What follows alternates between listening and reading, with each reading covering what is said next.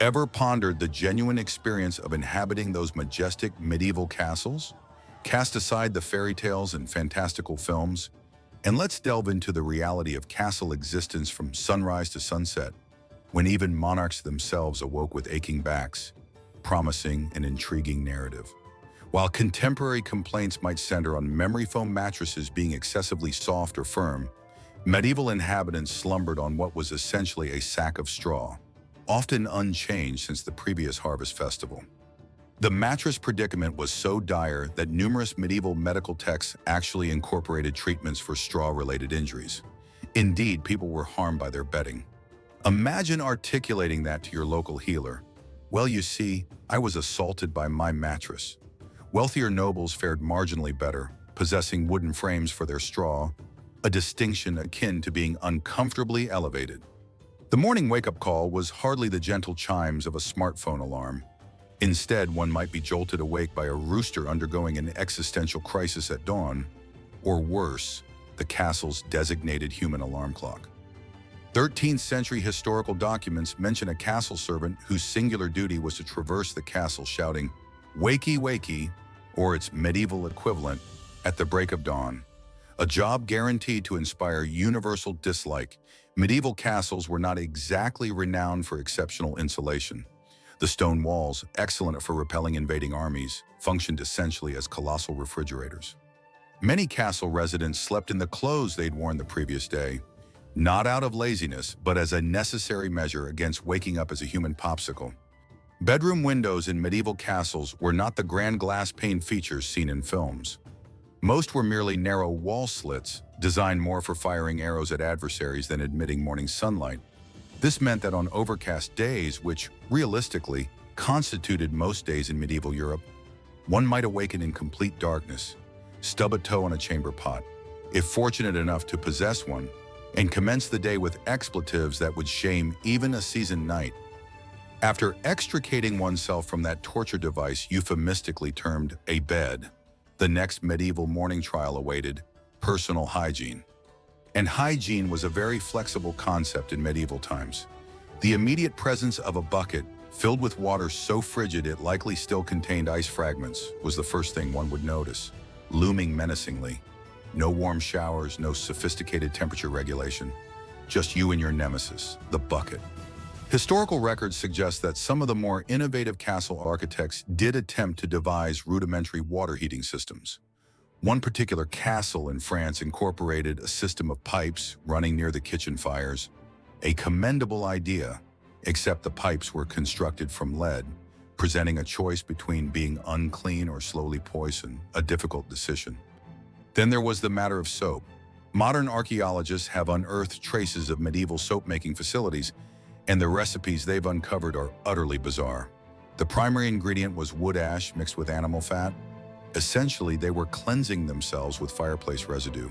More affluent castles used something called Castile soap, a slight improvement as it used olive oil instead of animal fat, but it was so prohibitively expensive that records indicate a single bar could cost the equivalent of a whole sheep.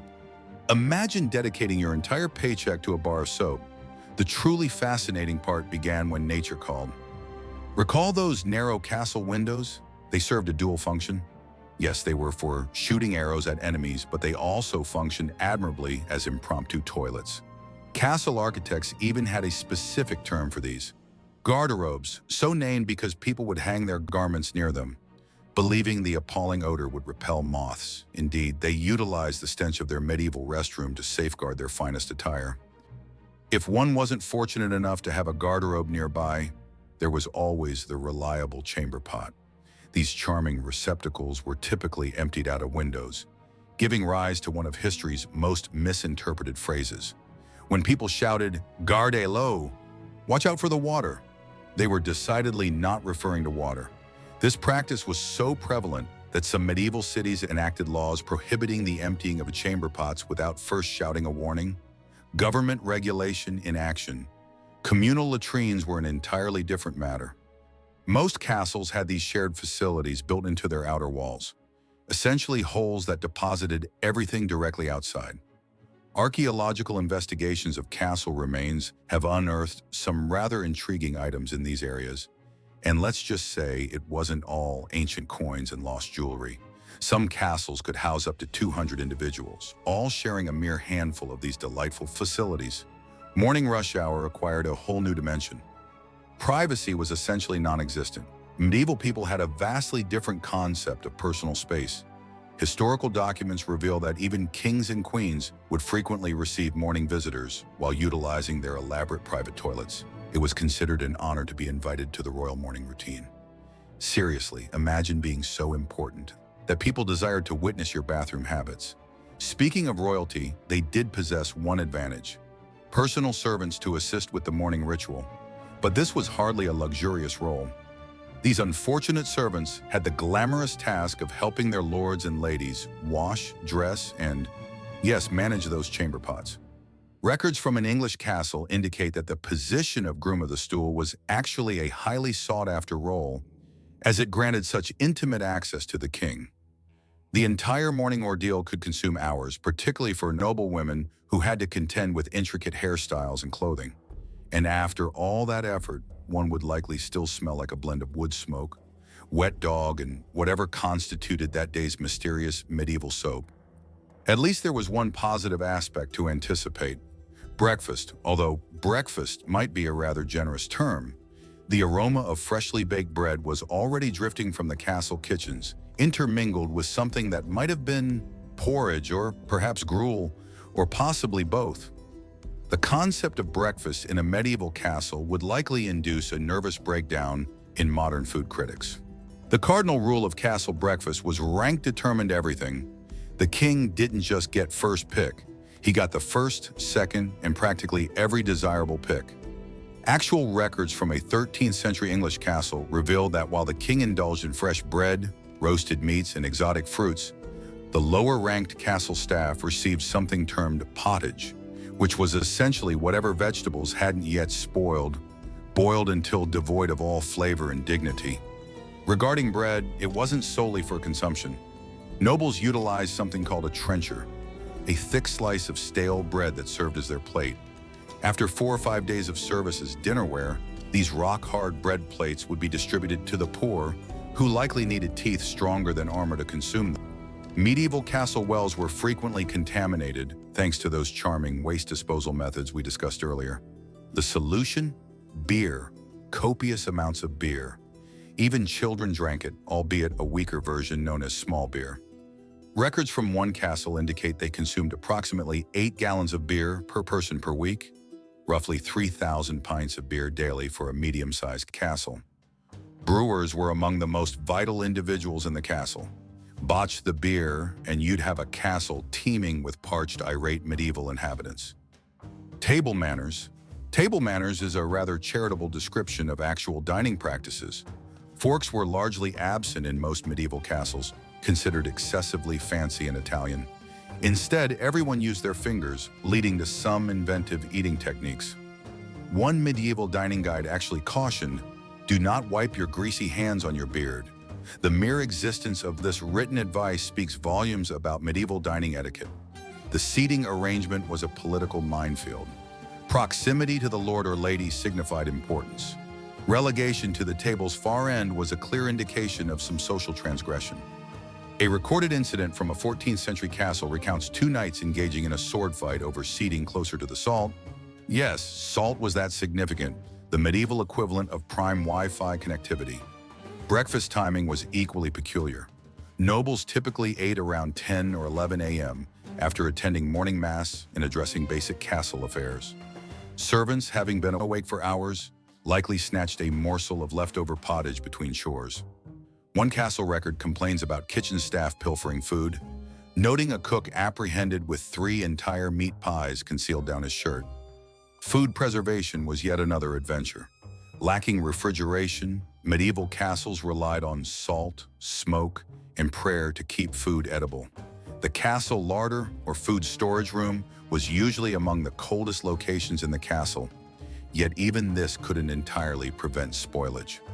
Medieval recipe books often included helpful tips like, "If the meat appears green, feed it to the peasants first," reassuring to know they had food safety protocols, right? The breakfast feast would eventually conclude as the great hall filled with new scents, not all of them pleasant. Between unwashed bodies, smoking fire pits, and assorted animals that had wandered in during the meal, the castle's distinctive aroma was beginning to intensify for the day. Let's begin with the floors. Medieval castle floors were not the pristine stone surfaces depicted in films. They were covered in rushes, essentially medieval carpeting. These rushes were layers of dried grass and herbs spread across the floor. And here's the kicker. They were only completely replaced once a year.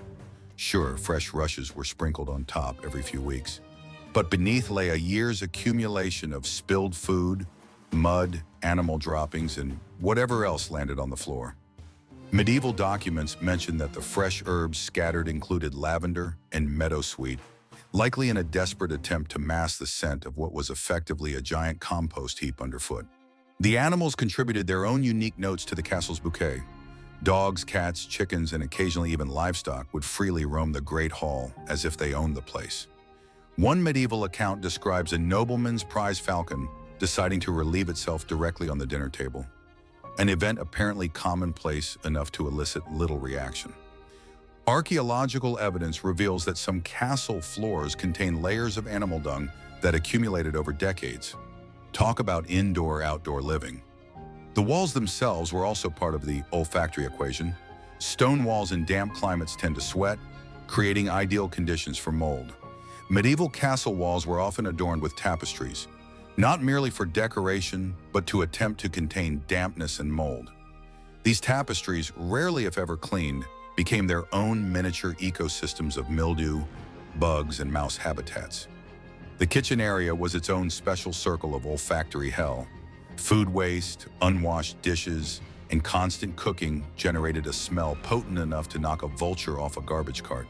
Because refrigeration was non-existent, meat was often kept until it was just shy of putrid before being cooked. The taste masked by copious spices, hence medieval recipes calling for spice quantities that would overwhelm a modern chef. Kitchen waste would be tossed directly out the kitchen window, creating what one medieval writer delicately termed the castle's own personal mountain of interesting aromas. But perhaps the worst culprit was the garderobe system, those castle toilets we mentioned previously. The design feature of these toilets was that they emptied directly down the castle walls into the motor castle ditch. In summer, this created what one medieval chronicler described as a most unique defensive system. The stench was so overpowering that some attackers actually abandoned their siege. Now that's what you call biological warfare. With all these delightful scents intermingling, it's no wonder medieval castle dwellers were always eager for outdoor activities. And speaking of outdoor activities, the castle's defensive training was about to commence. Medieval castles were not just ornate stone mansions. They were the medieval equivalent of a nuclear bunker, replete with more safety features than a modern helicopter parent could conceive. The walls weren't merely thick, they were dare you to try something thick.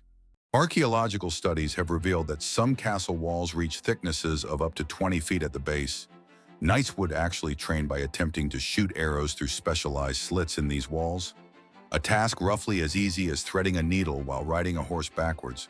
Historical records indicate some archers became so proficient at shooting through these tiny apertures they could strike a target the size of a dinner plate from 200 yards.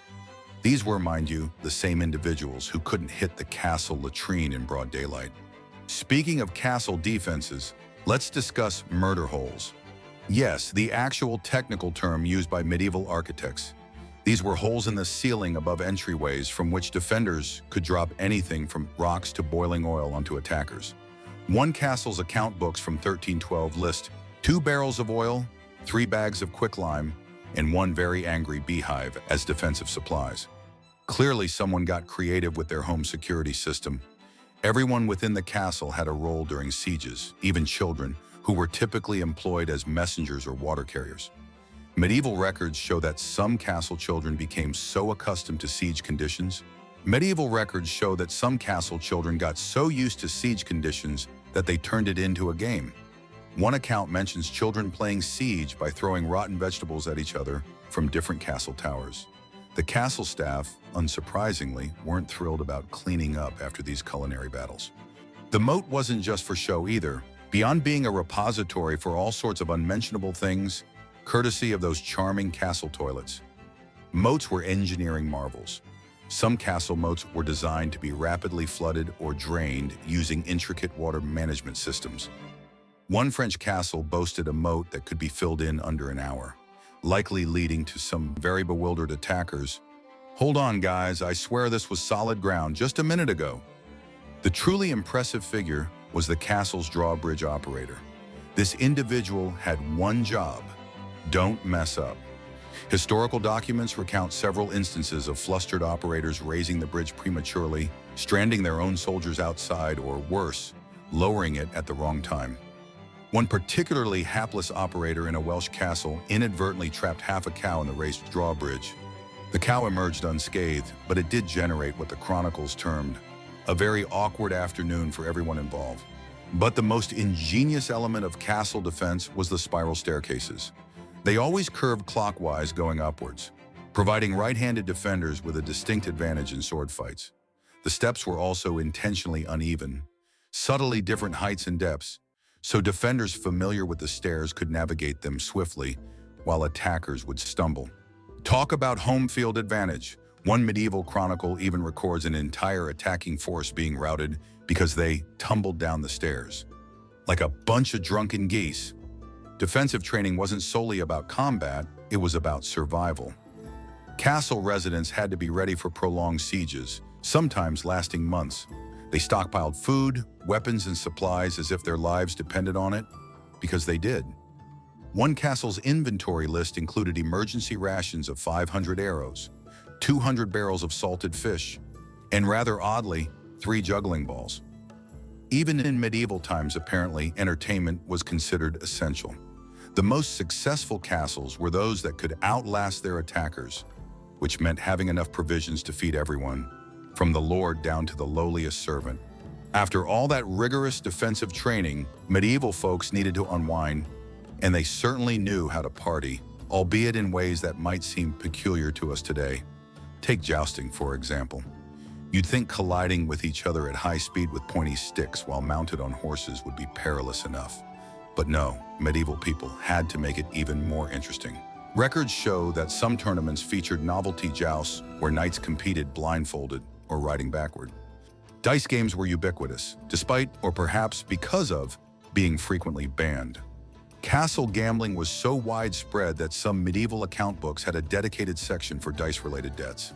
The games had wonderfully evocative names: Hazard, Cross and Pile, and everyone's favorite, God's Dice, which was apparently intended to lend a veneer of legitimacy to gambling in the eyes of the local priest. One castle record mentions a servant winning his master's prized horse in a dice game, only to lose it back, along with 3 months' wages on the very next throw. But the true luminaries of medieval entertainment were the jesters. These weren't merely individuals in funny hats telling bad jokes. They were medieval celebrities. A skilled jester could get away with saying things to the Lord that would get anyone else summarily thrown into the dungeon. They had to be part comedian, part acrobat, part musician, and part suicide mission operator.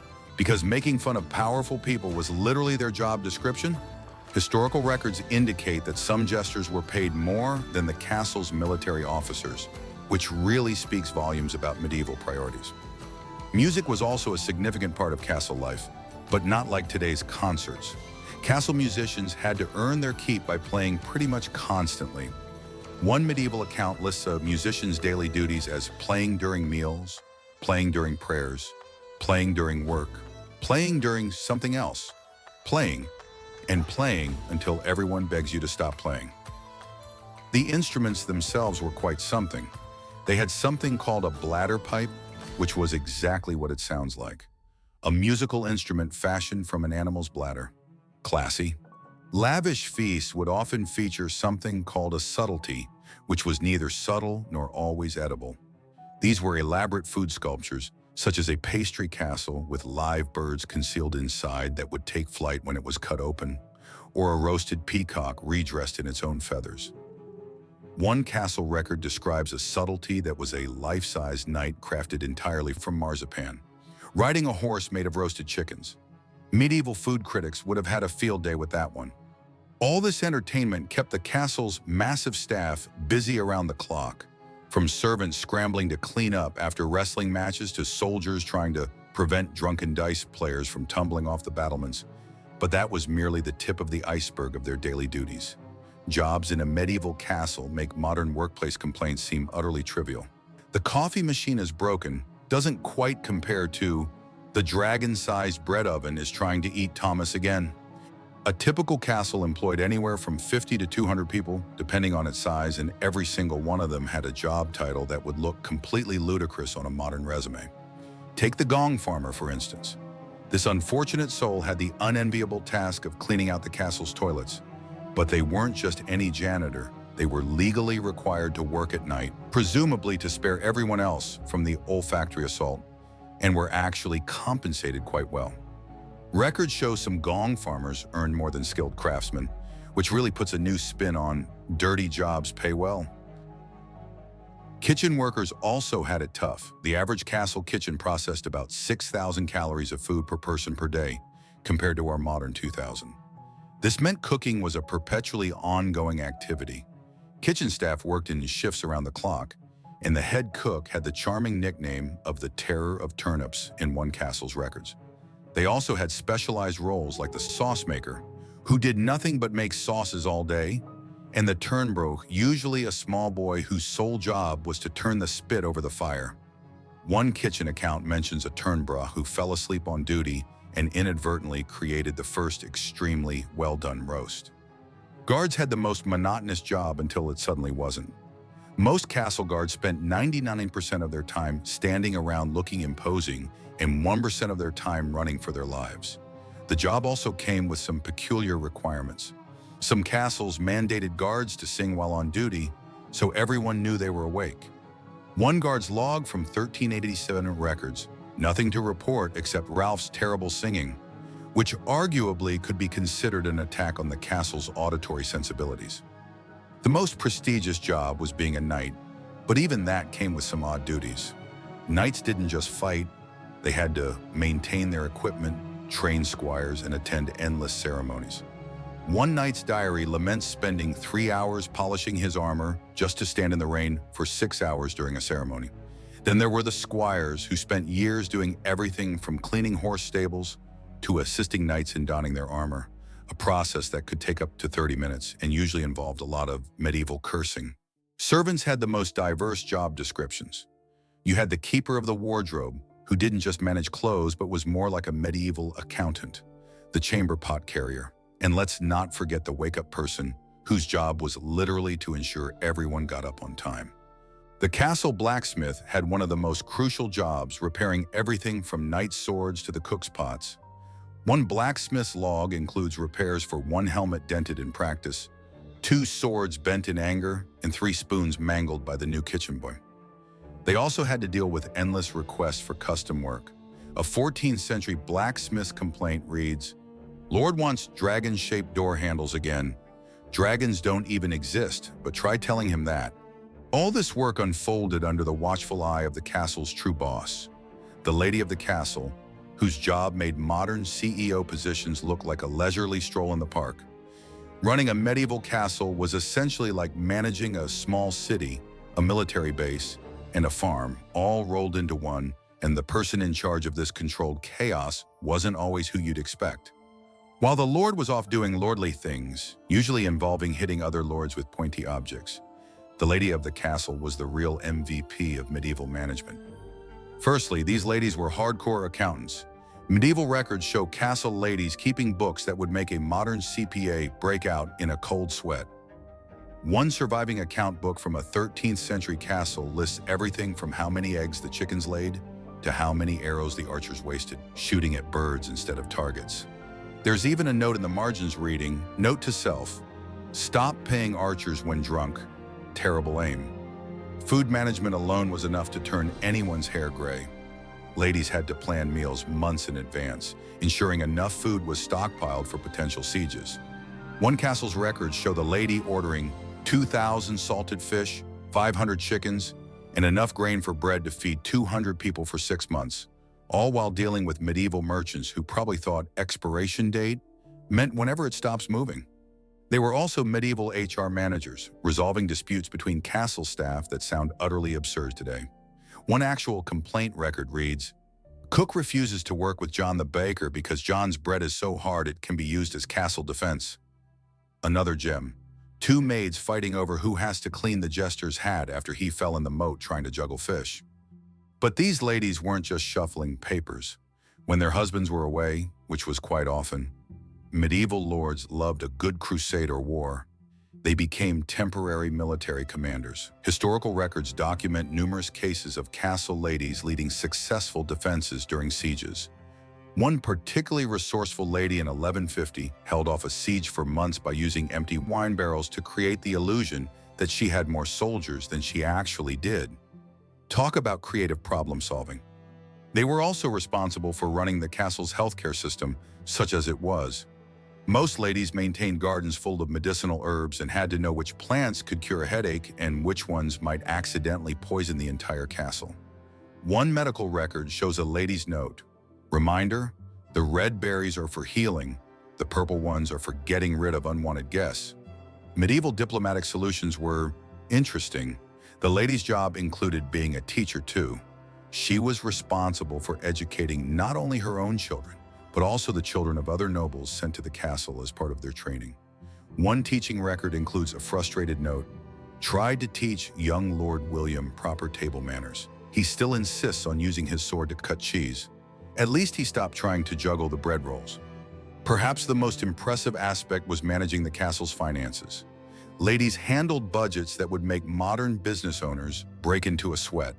They had to balance everything from paying the guards to buying new tapestries, because medieval interior decorating was apparently very important. But even with all their management skills, sometimes these medieval boss ladies needed a break, usually when someone got sick or injured and needed to see the castle's resident medical expert. Although considering medieval medical practices, maybe expert isn't quite the right word. Headaches in medieval times weren't just annoying, they were an excuse for doctors to suggest the wildest treatments known to human history. Got a migraine? Here's some powdered emerald mixed with crushed rose petals. Can't afford emeralds? No problem. How about some powdered human skull instead? Yes, that was a real treatment. Medieval medical records show that skull powder was considered such a valuable remedy that some castles kept special cupboards just for storing their collection of therapeutic skulls. These castle doctors, or physicians as they preferred to be called, likely to sound more sophisticated than guy who thinks everything can be cured by bleeding, had some rather peculiar ideas about medicine. Their medical textbooks read like a medieval version of a horror cookbook. One actual treatment for fever involved shaving a chicken's bottom, strapping it to the patient's head, and waiting until the chicken looked sick because obviously the chicken was supposed to absorb the fever. Surprisingly, this treatment didn't make it into modern medicine. Surgery was a whole other level of medieval fun. Anesthesia wasn't really a thing yet, so the best you could hope for was getting really drunk before the procedure. Castle surgical records show that the average medieval operation took about 30 minutes. Having an off day? Let's remove some blood. Feeling overly joyful? Likely an excess of blood. Medieval physicians were convinced that practically any ailment could be cured by bloodletting. In one castle's medical records, a doctor prescribed bloodletting for a knight deemed too enthusiastic about jousting. The treatment seemingly had the intended effect. Maintaining enthusiasm becomes challenging when lightheaded from blood loss. The contents of a medieval castle's medicine cabinet would likely cause modern pharmacists to swoon. Instead of rigorously tested pharmaceuticals, they stocked items such as dragon's blood, unicorn horn, and mummy powder. Precisely what it sounds like. Pulverized mummies imported all the way from Egypt. A castle inventory lists 3 unicorn horns, 5 dragon hearts, in all probability lizards, and a single mermaid scale, likely fish remains of dubious origin. Dental care was a particularly imaginative affair. Experiencing a toothache? The medieval dentist, typically the same individual who provided haircuts, offered 2 solutions: tooth extraction or filling it with lead. Indeed, lead, as medieval populations seemingly lacked sufficient tribulations without the addition of lead poisoning. One castle record mentions a knight who underwent full dental extraction prior to battle, explaining he wished to avoid toothache distractions during combat. A definitive solution, to be sure. The most astonishing aspect of medieval medicine was its occasional efficacy, though probably not due to the reasons believed at the time. That herb-infused poultice applied to wounds? Some of those herbs contained naturally occurring antibiotics. Those unpalatable concoctions people were compelled to drink? The alcohol used as a mixing agent likely eradicated some bacteria. One castle physician's notes proudly declare that his proprietary cure-all mixture, composed of wine, honey, and sundry herbs, resolved everything from headaches to combat injuries. The wine and honey likely possessed genuine antiseptic qualities, even if his conviction of its effectiveness stemmed from stirring it thrice under a full moon. As night descended upon the castle, even the physicians would put away their alarming implements. However, darkness ushered in its own distinct form of medieval entertainment. Ghost stories that would render modern horror films tame. Medieval castle nights made contemporary horror movies seem like harmless children's fare. Once the sun dipped below the horizon, these fortresses of stone morphed into realms of shadows, eerie sounds, and tales capable of eliciting chills in anyone.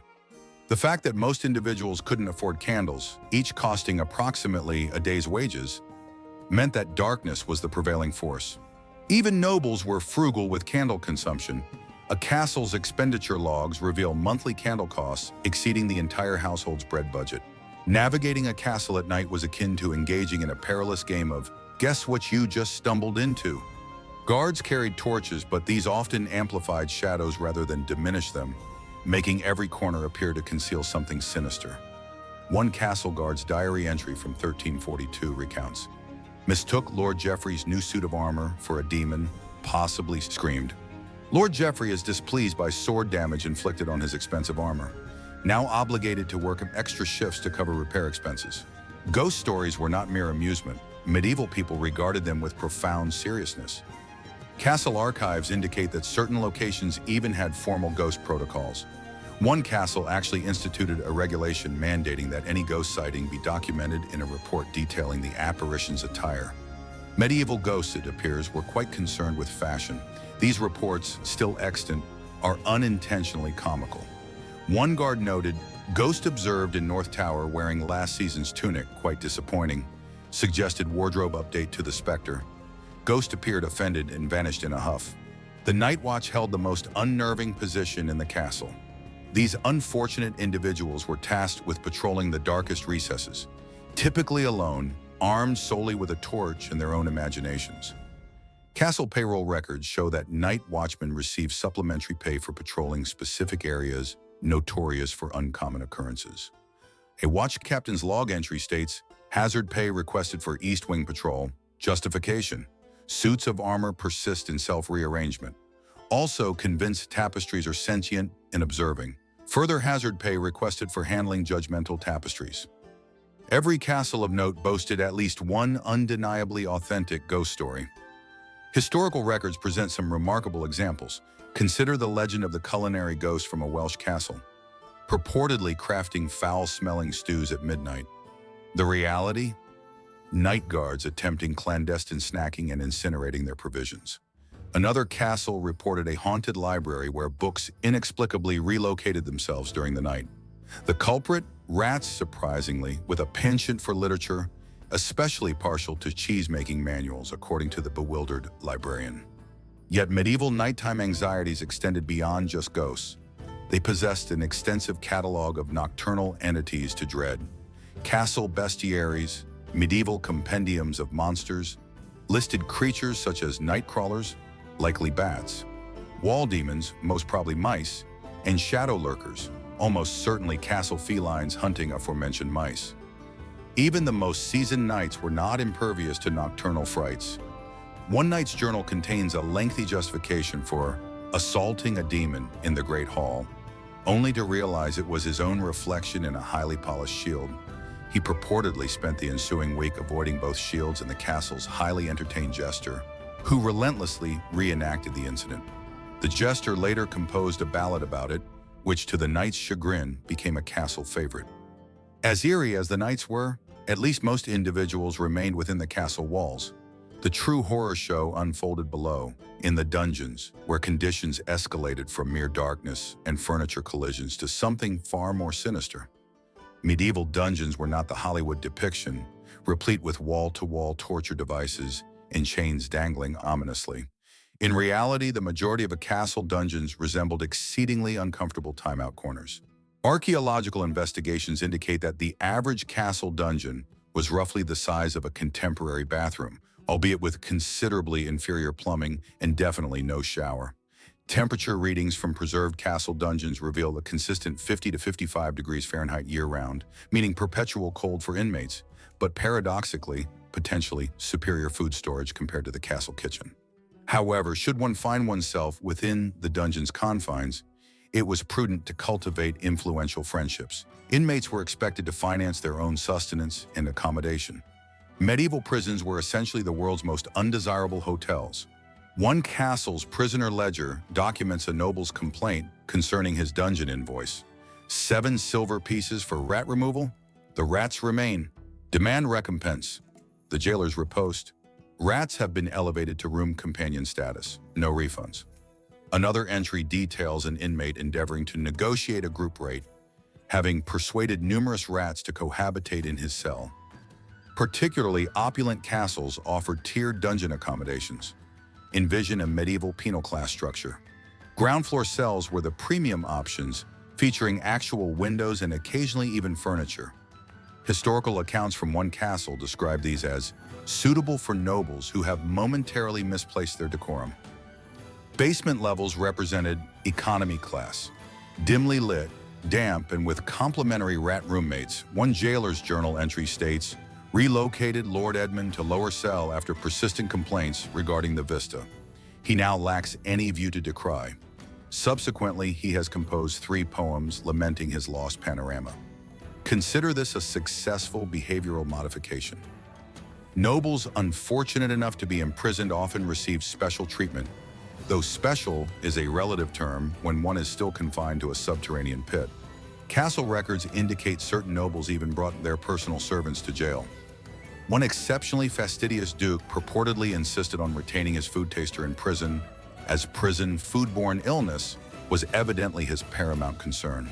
The food taster reportedly resigned after a week, asserting that gruel tasting in a dungeon was not encompassed in his original job description. The most prevalent dungeon inhabitants were not hardened felons but debtors. Medieval accounting books reveal individuals imprisoned for debts as trifling as the cost of a quality cheese. One castle record mentions a man who endured 3 weeks in the dungeon for failing to remit payment for a haircut. The barber, with remarkable dedication to collections, apparently visited him weekly in prison to remind him of the outstanding balance and proffer another haircut at a special inmate discount. The prisoner eventually discharged his debt using earnings from providing haircuts to fellow inmates, a circumstance the barber found less than amusing. Escape attempts were surprisingly infrequent, not due to robust security, but because the majority of inmates were local. Where would they flee? Medieval communities were compact, and everyone knew everyone else. One failed escape attempt record reads, inmate John endeavored to abscond, disguised as a washerwoman, plan foiled by maternal recognition and subsequent ear-dragging repatriation. Another inmate attempted subterranean egress, but became disoriented within the castle walls, inadvertently breaching the kitchen pantry instead. Guards apprehended him while he paused to consume some honey prior to resuming his escape. The dungeon keeper's role more closely resembled that of an underpaid hotel manager than a menacing jailer. Their daily logs are replete with inmate grievances. Geoffrey desires a softer pillow, William laments the draft, and the merchant in cell 3 persists in hawking real estate to fellow inmates. One keeper lamented, requested reassignment to guard duty. The most peculiar dungeon account originates from a French castle where an inmate apparently inaugurated a thriving business conducting cell tours for visitors. The castle was compelled to institute regulations prohibiting inmates from levying admission fees for their own incarceration. The entrepreneurial inmate's rejoinder? He commenced vending souvenir rocks extracted from his cell wall instead. By the time of his release, he had purportedly amassed sufficient funds to purchase a modest dwelling, though the castle wall had developed a worrisome list. Despite these eccentricities, dungeons remained profoundly unpleasant environments.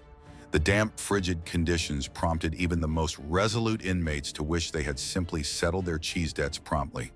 Most individuals would undertake considerable measures to avoid dungeon confinement, including ironically adhering to castle regulations, which perhaps was the intended objective all along. And as daybreak commenced in the castle, both the unconfined and the incarcerated would begin to stir, preparing to embark upon another day of medieval mayhem anew.